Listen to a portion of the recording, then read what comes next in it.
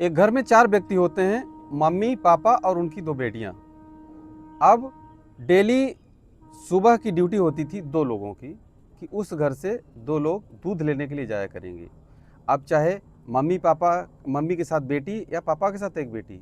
एक दिन होता है जब मम्मी और बेटी दूध लेने जाते हैं, पापा और एक बेटी घर में सोते होते रहते हैं।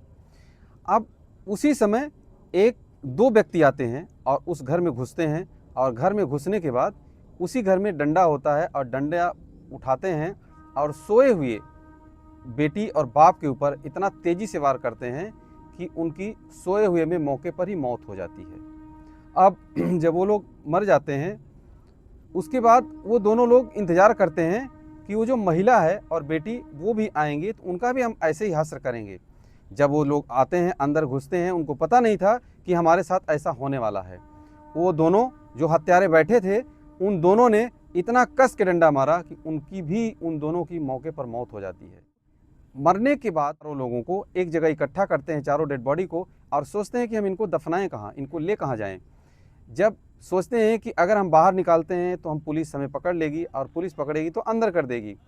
इसके बाद वो इंतज़ार करते हैं, कुछ सोच विचार करते हैं, और फिर 5-6 घंटे की कड़ी मेहनत के बाद उसी घर के आंगन में गड्ढा खोदते हैं, और गड्ढे खोदने के बाद उनको उसी गड्ढे में दफन कर देते हैं। दफन करने के बाद बाहर जाते हैं और गांव वालों से कहते हैं कि हमें मिस्त्री चाहिए, घर प्लास्टर कराना है। अब घर जैसे गांव वाले सुनते हैं तो बताते हैं कि नज़दीक वाली जो बाज़ार है वहाँ आपको मिस्त्री भी मिल जाएंगे, लेबर भी, और सीमेंट बालू सब कुछ मिल जाएगा जो भी चाहिए। अब वहाँ से मिस्त्री लेकर के आते हैं और लाने के बाद प्लास्टर करा देते हैं पूरे घर में। अब इतना होने के बाद वो चारों लाशें जब 16 महीने के बाद, 16 महीने बीत जाता है, 16 महीने के बाद जब वो चारों लाशें निकलती हैं, तो न कि सिर्फ उस ज़िले में बल्कि पूरे प्रदेश और देश भर में हंगामा खड़ा हो जाता है कि आखिर आज से कैसे हो सकता है कि एक व्यक्ति इतना लालची कि अपने सास ससुर और सालियों की हत्या कर। जय हिंद, आदाब, नमस्कार, सत श्री अकाल। मेरा नाम महेंद्र द्विवेदी है। आज की सच्ची घटना में हम जानने की कोशिश करेंगे कि एक व्यक्ति इतना क्रूर कैसे हो सकता है कि अपने सास ससुर को ही हत्या करके और उन्हीं के आंगन में उनको दफना देगा। दरअसल ये घटना 25 अगस्त 2020 की है, जब कोरोना काल चरम पर था। एक व्यक्ति जिसका नाम होता है नरेंद्र सिंह गंगवार, वो उत्तराखंड का एक ज़िला पड़ता है उधम सिंह नगर, और वहाँ का एक जगह है रुद्रपुर, और रुद्रपुर की एक में पड़ता है ट्रांजिट कैंप एक जगह है। वो अपनी पत्नी से कहता है कि मैं जा रहा हूँ गांव, और गांव में जो बटाईदार हैं उनसे कुछ पैसे लेकर के आता हूँ और कुछ अनाज भी लेकर के आता हूँ। जब वहाँ जाता है और वो कहता है कि ऐसा करिए कि हमें जो है जो भी हुआ है वो सब दे दो। सास ससुर तो रहे नहीं, क्योंकि कोरोना इतना खतरनाक था कि किसी की भी जान लेकर के चला गया। सास ससुर थे, उनकी भी मौत हो गई, और जो बेटियां थी वो भी ख़त्म हो गई, अब कोई बचा नहीं है।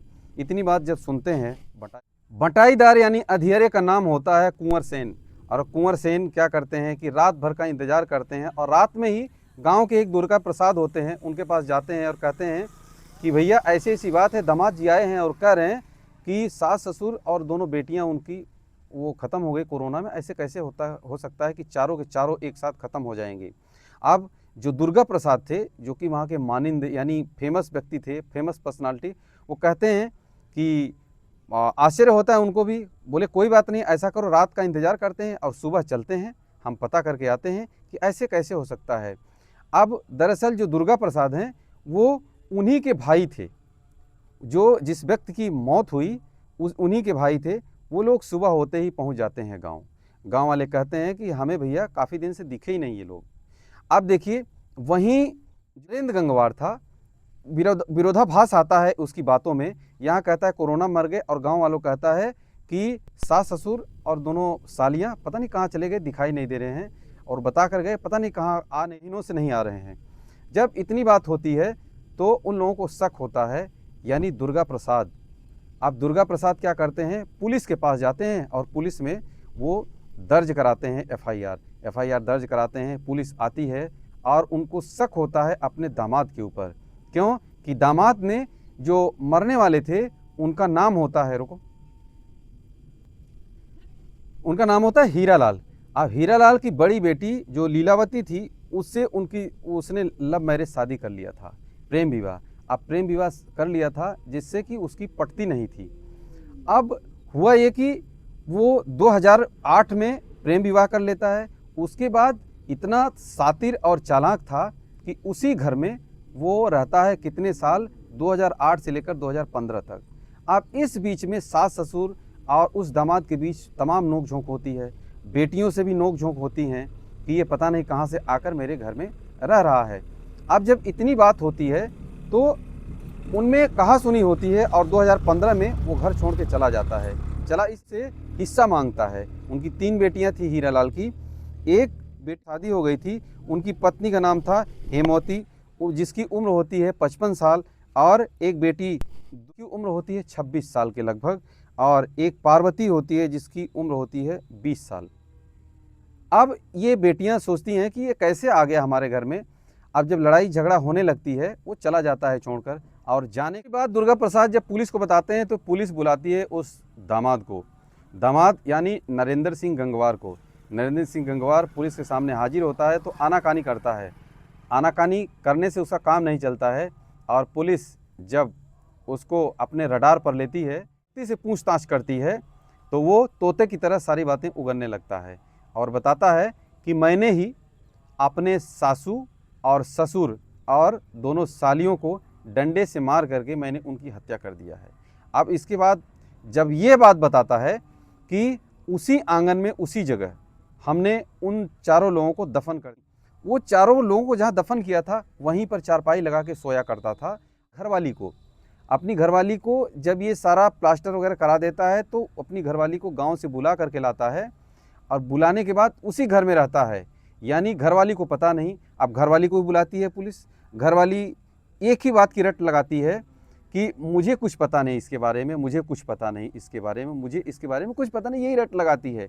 अब नरेंद्र गंगवार के साथ एक और बंदा होता है उसी के गांव का, जिसका नाम होता है विजय गंगवार। विजय गंगवार भी उसी में शामिल होता है। इन दोनों को पकड़ा जाता है। इन दोनों को पकड़ने के बाद इनसे जब पूछताछ होती है तो सारा खुलासा होता है, और खुलासे में पता चलता है कि इन दोनों ने 13-14 बीघे जो ज़मीन थी उसकी लालच में आकर अपने ससुर को ये मरवा देता है और खुद उसमें शामिल होता है। अब विजय गंगवार को ये कह के लाता है कि ऐसा है कि जो भी इसमें फ़ायदा होगा हम दोनों मिल करके आधा आधा ले लेंगे। वो तैयार हो जाता है, लेकिन उसको ये पता नहीं होता है कि एक दिन ऐसा आएगा जब हम दोनों जेल में जाएंगे, हम दोनों को फांसी की सज़ा हो। 16 महीने बाद जब वो लाशें निकलती हैं चारों, उनका पोस्टमार्टम होता है। पोस्टमार्टम होने के बाद जो रिपोर्ट आती है उसमें बताया जाता है कि सिर पर चोट लगने से चारों लोगों की मौत हो जाती है। अब उन चारों लोगों का डीएनए सैंपल भी लिया जाता है कि हो न हो कहीं लाशें बदल तो नहीं गई। तो ये सब सारी बातें होने के बाद अब जब ये पूरा फैसला को सज़ा सुनाई जाती है कि इन लोगों को तब तक नहीं छोड़ना जब तक इनके प्राण न निकल जाए, यानी इन लोगों को फांसी की सज़ा होती है। तो आज की इस सच्ची घटना को सुनाने का मतलब आप सभी को जागरूक करना और आगाह करना, और इसका मकसद किसी को परेशान करना या किसी की बेइज्जती नहीं है। आप सभी अपना ख्याल रखें। आप सभी को जय हिंद।